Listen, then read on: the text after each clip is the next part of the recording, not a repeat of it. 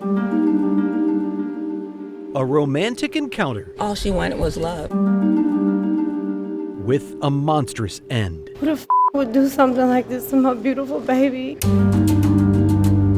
The death and dismemberment of 19-year-old Sade Robinson It just breaks my heart. is the stuff of nightmares. We still don't have all of her remains. This week on Open Record, And there was somebody randomly walking past the lake and saw it. the evidence scattered across 2 states, Our investigators have worked around the clock. and why prosecutors say it all points to one man, This sick son of a is gonna pay. accused of luring an innocent woman into a date with death.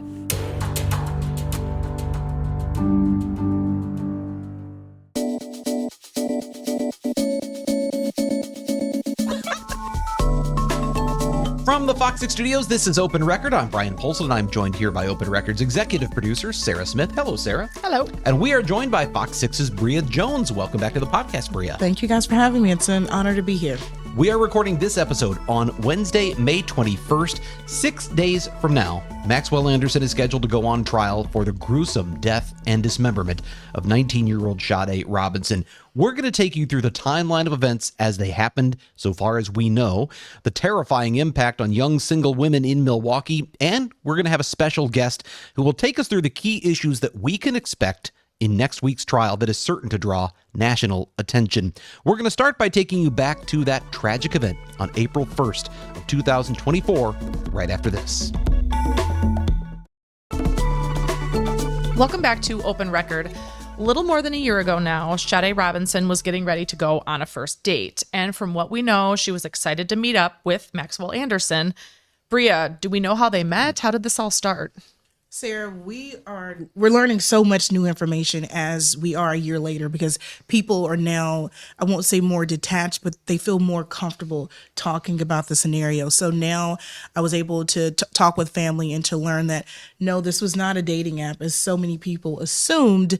This was actually someone that she met through a mutual friend. And so there was that level of comfort there, because a friend of hers had a relative that, this is what I'm told from a cousin, that a friend of Sade's, a co-worker, had a cousin who worked at Victor's, where Maxwell Anderson was a bartender. And so she met him through a mutual friend. And we actually know, Fox 6, we were able to obtain that video that shows her a day before the date on Easter Sunday, actually at Victor's nightclub, appearing to have shots with Maxwell Anderson, who was behind the bar.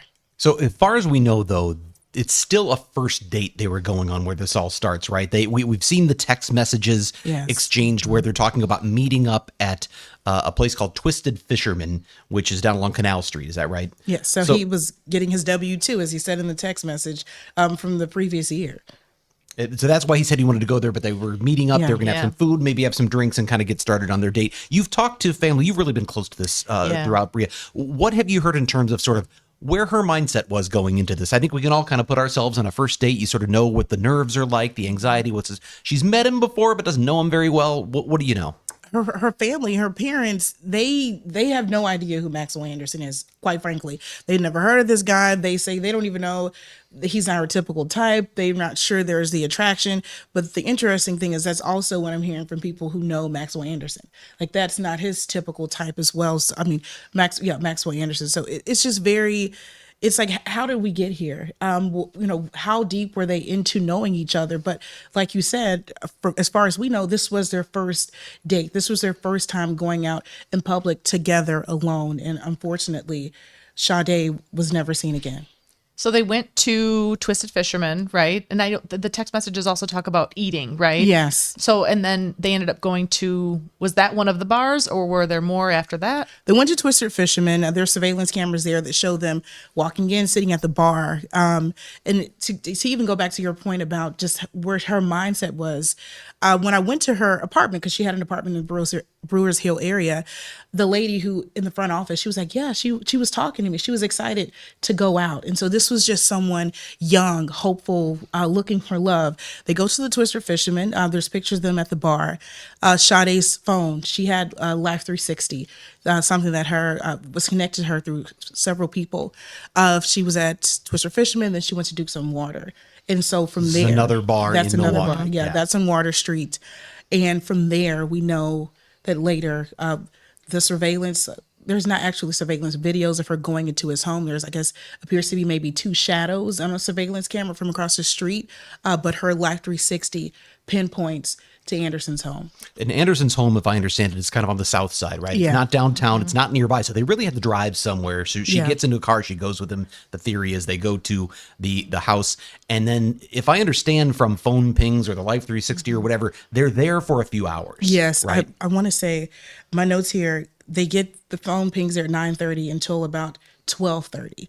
And I actually was able to obtain some surveillance video that shows what appears to be Sade's car leaving the back alley from a neighbor who was on the other side of the street. And that video is also named in the criminal complaint as evidence that officers believe show Maxwell or Sade, whoever, her vehicle leaving behind that alley. And we know after that, our understanding is, and from the criminal complaint and all of that, they then track her and what they believe is her and Maxwell Anderson to the south side down near Warnemont Park. Yes. And they actually are in place in a neighborhood for a little while. Is that right? Before that vehicle leaves again? Yes. It's the mapping of it's so intricate because you don't think, but your phone is telling, like, I mean, Big Brother's watching. Right. Yeah. But your phone it's literally following you everywhere.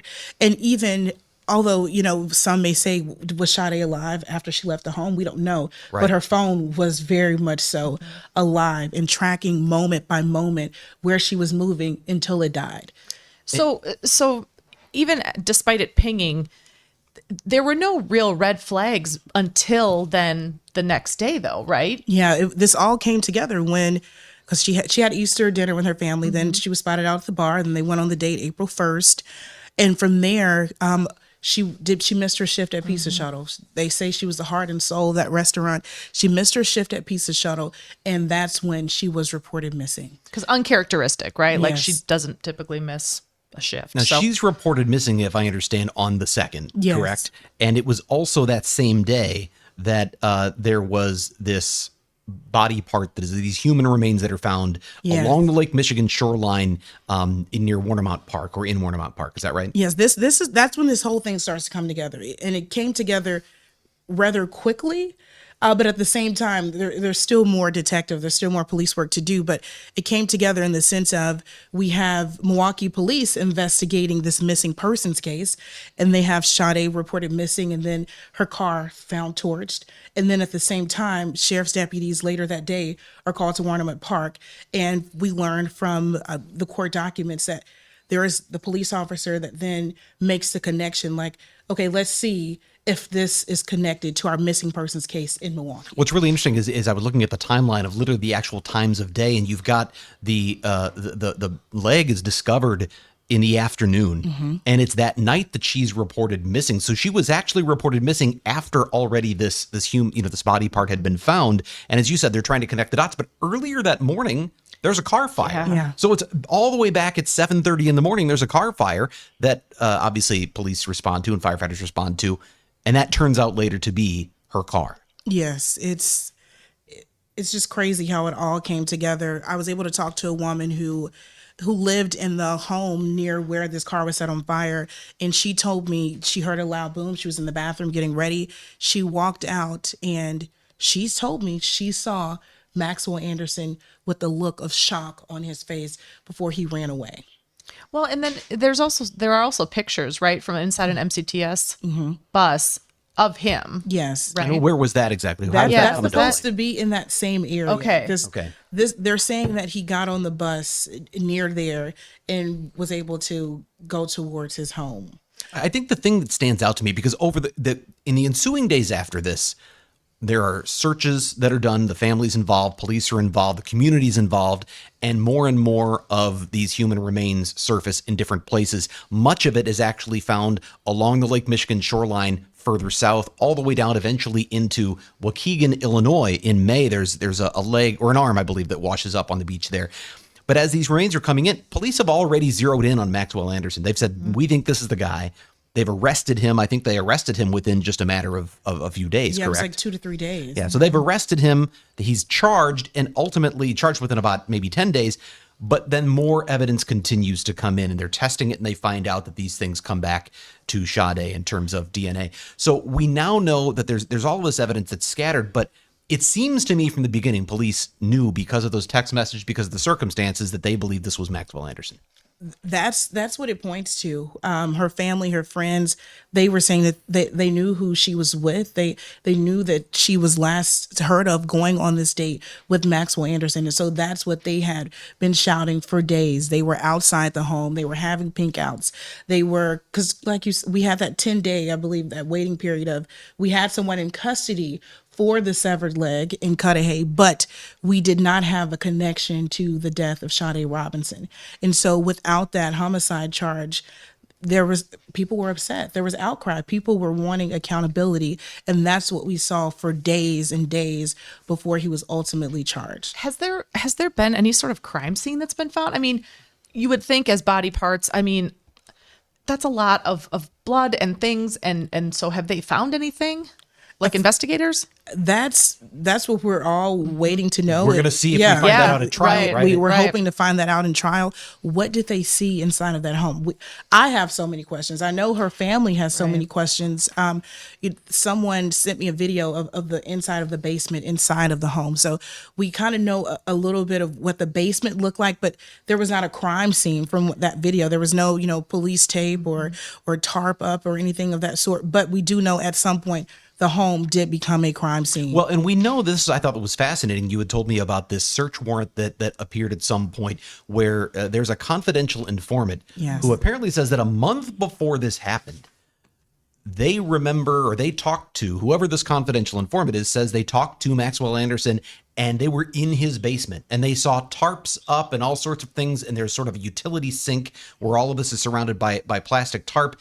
And this confidential informant claims that Maxwell Anderson said he was going to do this, and specifically do this to Sade Robinson. Yes, that is what that confidential informant told investigators. According to that warrant, that unsealed warrant, we learned that this confidential informant says that Maxwell Anderson told him or her literally weeks before the date even happened that it was his intention to kill Sade Robinson, to get her down into that basement. And when the person said they went into the basement, they saw several saws. So, but they didn't tell anyone. That's the part that blows my mind. If someone says I'm planning to murder a specific person and here's how I'm going to do it. Yeah, that's hard to accept, hard to imagine.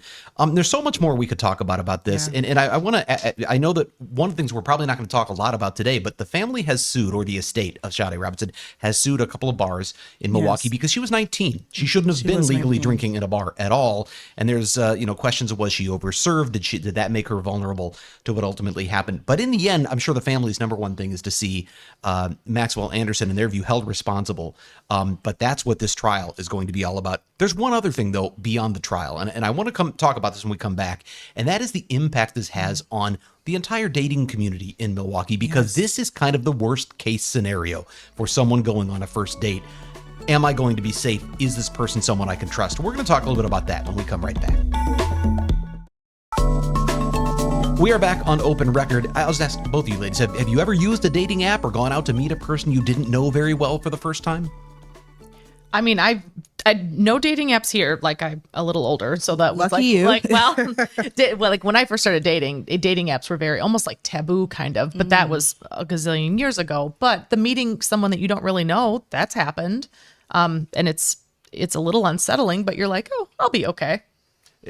How about you? I think that's the thing that connects me and so many other women Right. to Sade Robinson's story, because she's a beautiful young 19-year-old woman just looking for love. She's seeking a partner. She's seeking love, affection, attention, whatever her mind was. We know that she was going on this date. And as a woman who is in this dating culture, it's very scary because you only know a person's representative. You only know who this person portrays to be.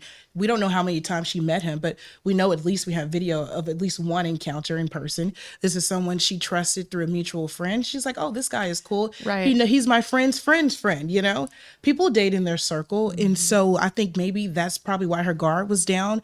She was looking to have a little fun. I know people are kind of, there's a lot of online chatter and judgment for, going back to his place. But I mean, you can watch a movie, you can hang out. Right. You could do whatever. That was her choice. And it's just sad to see. We don't know what happened, but we know that she's no longer alive. And as a woman, that's terrifying. Well, and I'm a man. I'm older than you, but I'm divorced and remarried. So I did go through a dating phase that used online apps. And I have to tell you, not a single time did I ever go on a date where I was worried about my safety. And I'm not saying it doesn't happen the other way around, but I haven't had that experience. What I do know is the number of people I met through that process, the number of women who I met who took extra precautions, who were very nervous about giving away any personal information until there was really some trust that, okay, I think you're someone I can trust. And I know one of the things that a lot of women will do in Wisconsin, you CCAP somebody. That's the online court record system. It's one sort of cheap, easy, free way to go. Does this person have a record? And if so, what does that record look like? Are they a domestic abuser? Are they a criminal? But that doesn't tell you everything. And Maxwell Anderson didn't have, if I understand, anything that really would have shown up that would have been problematic. Is that right? Nothing, I would say. I mean, there were a few drunk driving offenses. There was one domestic or disorderly conduct, domestic violence incident where he was arguing with a woman outside of Marquette. And things got out of hand. A bystander tried to intervene and stop whatever was happening, and he ended up assaulting that person to the point where they needed medical attention. But you don't get all those documents when you do the CCAP on your phone. You just see it. It says, "Oh, maybe this was dismissed," or pleaded guilty. And he's probably charming. And hey, you know what? That was probably just one incident. It's easy to write that off. Obviously, it's easy after the fact to go. And that was so long ago. People change. Absolutely. But I know you talked to Carmen Petrie, who is with Sojourner Family Peace Center, and we've talked to her many times over the years. She obviously is very plugged into domestic violence. I think it's really interesting here because this is a first date. Does this count as domestic violence? What is her view on that? When I talked to Carmen, they said, absolutely, this is considered domestic violence. No, it's not the state definition of, we live in our home together, we have a child together, but domestic violence has so many different faces, and they consider this intimate partner violence. Whether or not they were in a long-term relationship, Sade and Maxwell Anderson were going on a date. They were engaged in some sort of intimate relationship.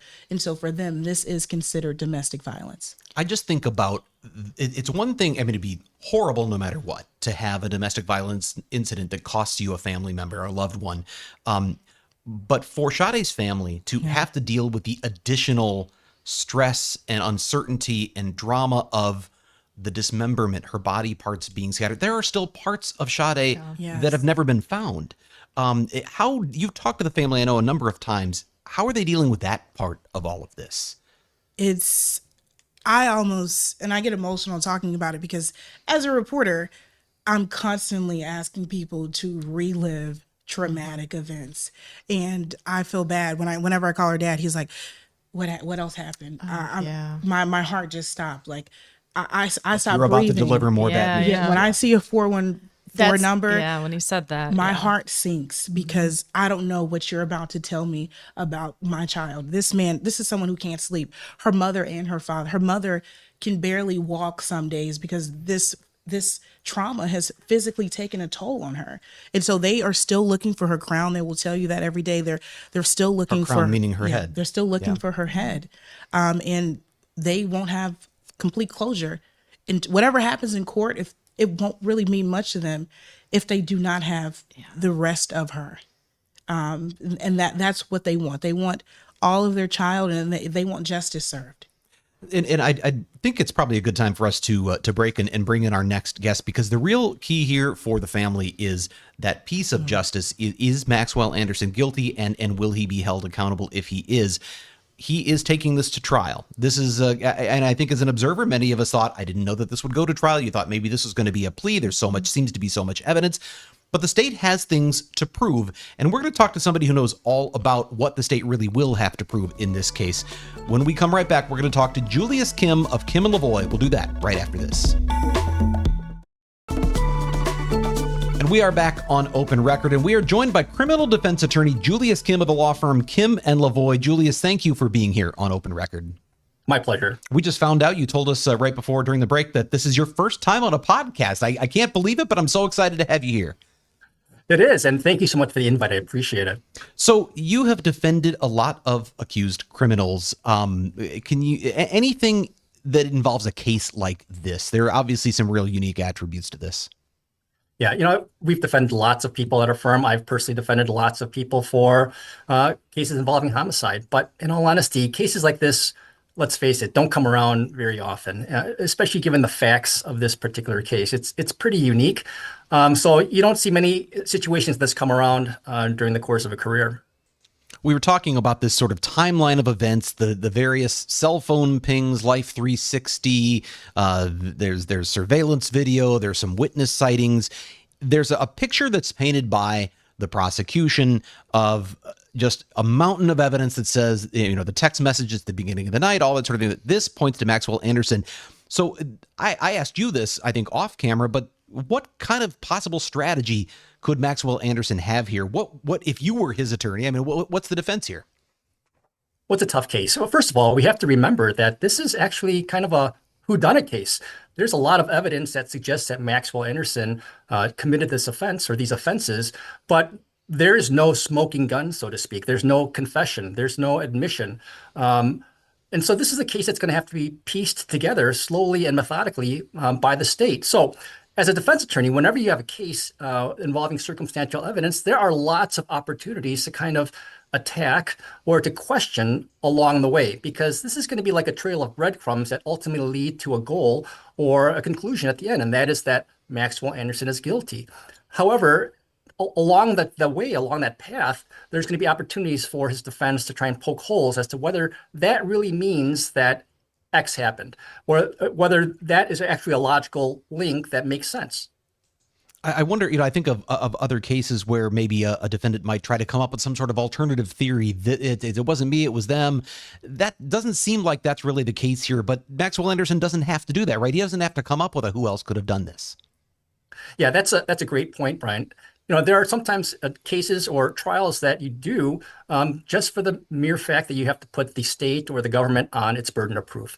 And this might very well be one of them. There might not be another person or another thing that you can point to that may have committed this offense, but it's more a case where the defense is asking the jury, is there enough evidence that has convinced you beyond a reasonable doubt that my client, in fact, did this? And again, in circumstantial cases where there is no direct evidence in terms of an admission, a confession, that someone did something, that's an opportunity for the defense to possibly plead to the jury and say, hey, it may look like he did this, it may seem like he did this, but are you convinced beyond a reasonable doubt that he did this? One of the big questions I think people are wondering when they think about this case is, will Maxwell Anderson testify on his behalf? And so as a defense team, in your history, do you think that that's something that's even on the table for them? Is it a good idea? Is it a bad idea? Yeah, I mean, as a general rule of thumb, I think that most defense attorneys will tell you that it's probably best not to have your client testify. And there are exceptions to that. There are certain fact scenarios, certain types of cases where you have to have a defendant or a client testify. Those could involve, let's say, a bar fight where someone is claiming self-defense, or maybe even a sexual assault, where you have to kind of get the other person's side of the story. In my personal opinion, I don't think that we're going to hear from Maxwell Anderson in this trial because there's just too many questions that are going to be posed to him. And to me, Maxwell Anderson is really the only person that can fill in these gaps, right? And so this is the case to me. As a defense attorney, I would try and make the state prove that he did it versus trying to have Maxwell Anderson explain why he didn't. You've read through the search warrants and the criminal complaint. You have an idea what the key sort of pieces are here. Is there anything that stood out to you if you looked at this and said, well, the state's going to have a tough time with that one, or that might be an area where there's a little bit of a hole? Yeah, it kind of, the criminal complaint, the facts of this case kind of read like a movie. It was really remarkable how the investigation just pieced together these little things, something from the park and something from the city of Milwaukee, and then you have this random car burning. It was just pretty remarkable how this was all pieced together. One fact that kind of stood out to me that we still don't have answers to is the fact that there was blood found. I believe it was on the walls leading to Maxwell Anderson's basement, and Ms. Robinson was excluded as a person whose blood that belonged to. So that begs the question, whose blood was it? Do we even know whose blood that was?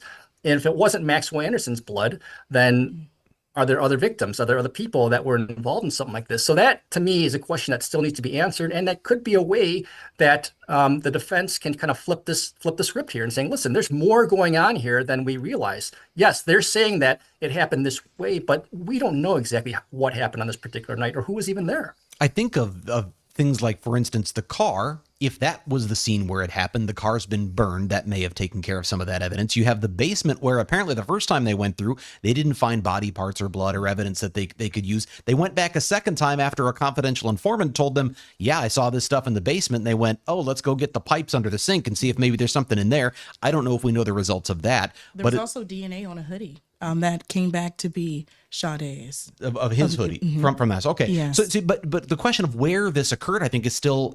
I think we're also focused for obvious reasons on the fact that there were remains that were scattered, and that she was at his place. But it seems like there's still a question of where did this even happen and how was it done? Yeah, I agree, because you'd think that.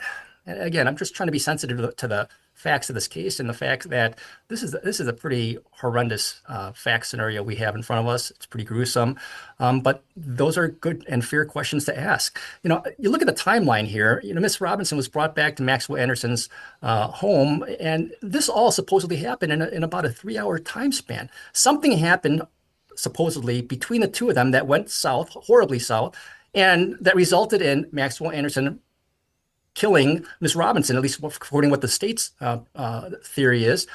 And then he had the time to go ahead and dismember her and do all these things.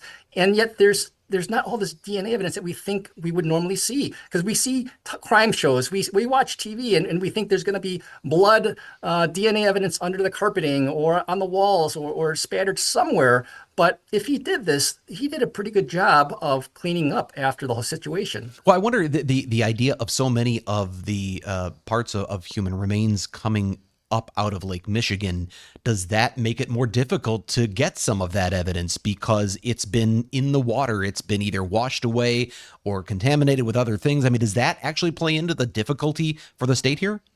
The way I look at it, I think that not having all the body parts recovered is a factor. And yes, having the body parts might actually tell more of the story as to what happened, how things were done. But I think what's more crucial is the evidence that's found in Maxwell Anderson's home, on his clothes, on his person. I think that's more important because we're looking for direct links. We're looking for Ms. Robinson's DNA on Maxwell Anderson or in his home. And because then that kind of flips the question as to why is it there? Why is there blood? Why is her blood in this particular location or on his clothes or his jacket? That now things get a little more tricky in terms of how Mr. Anderson has to explain these things. And the defense, they came out last December and said that they possibly have an alibi with phone records pinging that Maxwell Anderson could have been somewhere else. I guess, what would be the state's argument to defend their Life 360 documents, their phone records that say, hey, we believe that Maxwell Anderson was in this place at this time, when we look at his defense's argument that he could have possibly been somewhere else?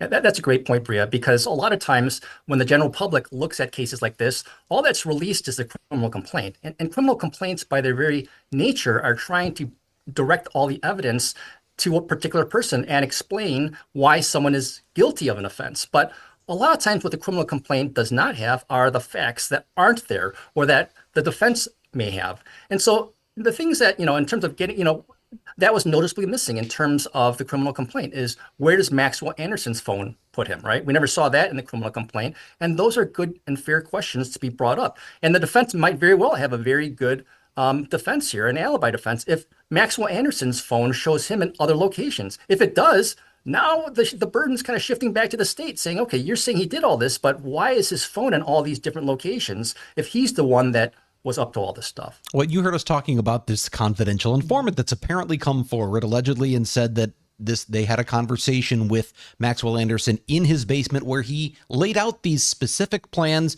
to do this to Sade Robinson, and that they actually observed these tarps and other things and saws in the basement. I would imagine if that's someone who's going to testify, the question is going to be the credibility of that confidential informant, right? You're absolutely right. I mean, in a situation like that, someone that has got information that's that crucial, that critical, and quite honestly, that damning, has got to be kind of put to the test. We have to figure out why it is that he said what he said, why he didn't come forward earlier, as you guys mentioned earlier, and what motivations he may have as to saying these things now or at this time. And so those are all things that are going to have to be examined. And if that person testifies, I guarantee you that person is going to be subjected to a rigorous cross-examination. When it comes to selecting a jury, what kind of challenges are there to find an impartial jury? People that haven't heard anything about this case in the area. Yeah, that is a great point.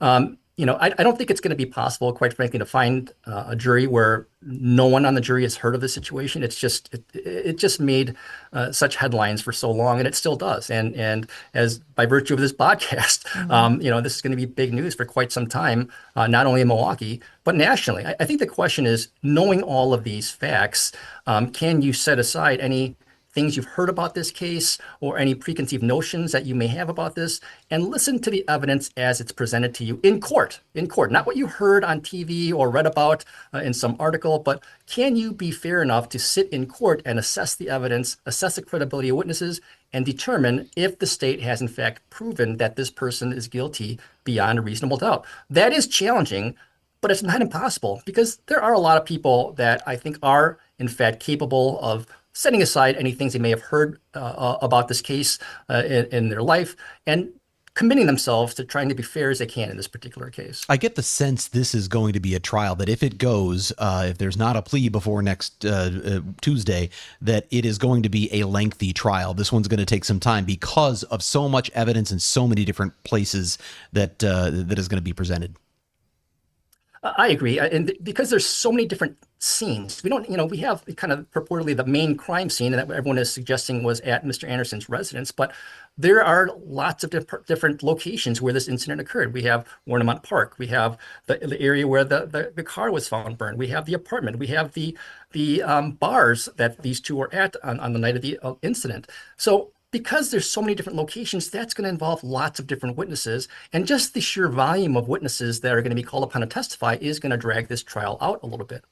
In addition to that, I think that there's going to be some technical evidence that is going to have to be presented, like DNA evidence. And a lot of that stuff can be dry, and sometimes there are stipulations between the sides to try and get through some of it, where they agree that they don't have to call an expert witness, and testify for 5 hours about the validity of DNA testing. But I have a feeling in a situation like this, the defense is going to, in fact, put the state to its burden and drag this stuff out to make sure that there are always avenues of possible appeal if, in fact, Mr. Anderson gets convicted. This is the kind of expert testimony where we all feel like we're in chemistry class and we're like, I didn't study that hard. I don't know what this stuff means. I was just thinking as we were talking about the length of the trial, Stephen Avery, it just kind of flashbacks a little bit. I was in Green Bay when this trial and everything happened, but I was thinking it was almost a 5-week trial. It says 27 days on there. So that again had a lot of that evidence, a lot of scenes, a lot of players, just people. And so I have a feeling this may kind of be in a similar vein of length and evidence and things. I want to go back to witnesses, though, because you brought up a really good point. We can almost kind of maybe predict or assume who the state might bring forward. But if you were on Maxwell Anderson's defense team, who would you see them bringing forward to share his story, to make their case? Boy, that's really tough to answer without having all the facts in front of me and talking to Mr. Anderson, or my client, to figure out what his side of the story is or what his explanation is for all of these things. So that would depend on what it is that he is saying actually occurred that night, and then you have to bring forth witnesses to support that notion. In American jurisprudence, everyone is presumed innocent unless proven guilty beyond a reasonable doubt. But there does come a point in time, in my opinion, in a trial where at some point the evidence looks so damning against someone that the defense is almost put to the burden where they have to prove that they didn't do something. So in this situation, you're going to have to find witnesses or produce evidence, not produce in a bad way, but gather evidence and present evidence that shows that maybe the assumptions that the state is asking the jury to make might not be as strong or might not be as clear. And so those are the kinds of bits of evidence and people that have to be called forth by the defense to try and attack assumptions that by its very nature, a circumstantial case asks juries to make. Julius, I want to ask you this because you're not representing Maxwell Anderson, but you have represented people in high-profile cases before. In this case, it is Tony Cotton, who is also someone who has represented high-profile defendants before. And I know sometimes you'll hear the public say in a case like this that is so heinous with the manner, not just the fact that it was a death, but the manner in which the body was disposed of, that they say, how could you ever defend someone like that? Who could defend? From the point of view of a criminal defense lawyer, can you talk a little bit about that? Yeah, absolutely. First of all, I'm not only a defense attorney right now, but I used to be a prosecutor. I used to be an assistant DA in Milwaukee County and prosecuted lots of heinous crimes, quite honestly. And the way I look at it is this, is that in the end, both sides, whether you're a prosecutor or a defense attorney, what you want is justice. You want the best form of justice to happen because that's how we keep the system fair, right? And the only way that can happen is if the prosecution puts its best foot forward and the defense puts its best foot forward. And then in the end, you ask a jury to decide what happens. I welcome the opportunity as a prosecutor to have defendants, put me to my burden because I felt that if I wasn't able to convince a jury that someone did something wrong, then so be it. That's the way the system should work. And the flip side is true too. As a defense attorney, it's not easy to convince 12 people that someone is not guilty because remember, all 12 jurors have to vote not guilty. You have to vote for an acquittal. It has to be unanimous. And that's not easy to do, especially because we know human nature is such where at some point, just by the very fact that someone is sitting in the defendant's chair, that kind of gets people's mind going in terms of someone might be guilty or not. But I think that we have to keep in mind that both sides are just doing their best to try and keep the system fair. And if you look at it that way, I think that we can all be satisfied and hopeful that the criminal justice system is doing its job. And you are going to be joining Fox 6, as I understand, throughout the coverage of the Maxwell Anderson trial. Is that right? I am. It looks like I'm going to be appearing on some of your nightly broadcasts. Well, we're looking forward to that and really grateful to have your expertise. It is always welcome and always beneficial for our viewers. Julius Kim of Kim and Lavoie, thanks for being here on Open Record. My pleasure. Take care, everyone. We will take a break and go off the record when we come right back. And it is time for us to go off the record. This is the part of the podcast where we get a little more casual and have a little fun by answering a question for which at least Bria and I have done no preparation, and maybe Dave either. But Sarah, you know what it is because you came up with it. So. I like when people that are on say I'm nervous about this. No, this one's actually pretty easy. Bria, I don't know how much you listen to the podcast. We talk a lot about food here. This question also, and actually it was kind of, you just came back from some much deserved time off, and before your trip, I just remember our news director Brandis, she knew you were going back home and she yelled from across the newsroom, "Bring me back some ribs." She did. Not like a to-go container. She was telling Bria exactly how to foil them, freeze them. She wanted me to bring back some ribs. Where like a literal rack of ribs. Man, oh yes. gosh. Yes. Okay, yeah. So then my brain was thinking, because then we also were talking about this stuff. Anyway, the question. That took a long time. Sorry, okay, great, because last time it was about showering. Oh, so, no, this is about the best food. I don't remember that one at all. I apologize for that. Past Sarah feels bad. The best food you've ever eaten on vacation. Like a restaurant you've been to or a staple in that city. It can be Chicago, Memphis, Orlando, Miami. I don't know. I'll start. Okay, go ahead. I'll start. That way you need to think. Okay, so I will tell you that there two things. One, I think it's called the Signature Room in Chicago at like the 95th floor of the Willis Tower. There is a restaurant there. Sears Tower. Anyway. Sears Tower. That's fine. But they had this thing, and I still think about it. It was like an appetizer. It was like a mushroom and goat cheese, like shmush in like crispy. Sounds delicious. Like in phyllo dough, and then they had sliced it, so it was like baked in goat cheese and mushroom. It was it sounds very simple. It was one of the best dang things I've ever eaten. The other thing that I really enjoy is it Central Grocer in New Orleans in their muffaletta sandwich. I love olives. I don't know how you feel about olives. I like olives. Okay, you're just not a pickle guy. No, when you say I'm not pickles and I know you said mushrooms and olives are very polarizing. I can have mushrooms, but there's no way anything with mushrooms could be the best thing I've ever had. I don't like mushrooms and I don't like olives, so I okay. agree. Well, good talk. Thank you for coming, Bria. Just kidding. Okay, Bria. I have Kalamata olives in my lunch today, just so you know. Oh, okay. All right. I'm gonna go New Orleans. Okay. Route. New Orleans has some of the best food in Yes, the world. that's To me, correct. I haven't been Yep. all over the world, but New Orleans food is amazing. It's the only place where po' boys are actually good. Yes. Like they're really good. The Yes. po' boys, the jambalaya, Literally everything. everything. The crawfish, Mm-hmm. the oysters. I've had some oysters in New Orleans that I still think about. That's what I'm saying. Right. That's what I'm So, like. I need to get back. It's the That's- oysters. I agree. The beignets, only from certain Oh, the places. beignets. Yes. And then they have drive-through daiquiris. I mean, you get everything. I mean, hey, I'm Wash a it New all Orleans down. foodie girl. Yeah, so. I would agree with that. I'm not like a foodie where I've had all these great culinary experiences that I'm going to tell you all about, but I will tell you that. So you're going to go, really, your favorite thing was French fries? But I was in Mexico, and I think this was in Puerto Vallarta. We went on a trip, and no, this was Cancun. So they're different. I'm trying to remember which place had these, but there was a poolside little hut where they were making snacks and burgers and whatever. They had these French fries that were like very squared and crisp, and they just were nonstop. It was full all the time. It was all you could eat French fries? All you could eat French My fries. dream. And it's the first time I'd ever had tahini seasoning where they put that on the fries. It was Tahine is so phenomenal. Oh, And that I sounds good. kept Does going sound back. good. And Did I thought, you dip them in anything? they did have like a cheese sauce you could have with them Okay, too. all right. I was like, but because I just- feel like tahini the- and ketchup wouldn't The go. crispy fries with the tahini, we just kept going back over and over. And I'm telling you, there's nothing like sitting around in a swimsuit going, how many plates of fries can I shove in my face One while more I'm dish. here? But I kept shoving them in because they Okay, were well, delicious. So That sounds good. I know. Okay. I love a good French fry, and I love how it must have been. You even described the shape of the French Yeah, fry. yeah, it was, yeah. they were so So- perfectly squared that it probably means they were like, I don't know, they were some sort of synthetic fry. I don't Were know. they but were they crispy like a thin, like a They were- skinny they- like a shoestring, like a or steak fry. They were a Or little like a- thicker. They weren't quite steak fry. They weren't McDonald's thin. They were Okay. in between, but they were super crispy on the outside, nice and flaky on the inside. So they were perfect. It was, Can we talk quick about steak fries and why they're the most garbage fries ever? What? I went. Oh, wait. There's too much potato in them. Chicago I need them Steakhouse. crispy. I went to the Chicago Chop House one time, and I went there for fancy dinner, all expensive, and I got a little tiny piece of meat, and I ordered fries, which were a la carte on the side, and I got 3 steak fries that were in a Crisscross triangle, and thatched. and I left and went to McDonald's after. I was still hungry. It wasn't enough. It was not enough. So, no, Bria's a steak. fries, You're a steak no. fry fan? I'm more of a steak fry than Okay.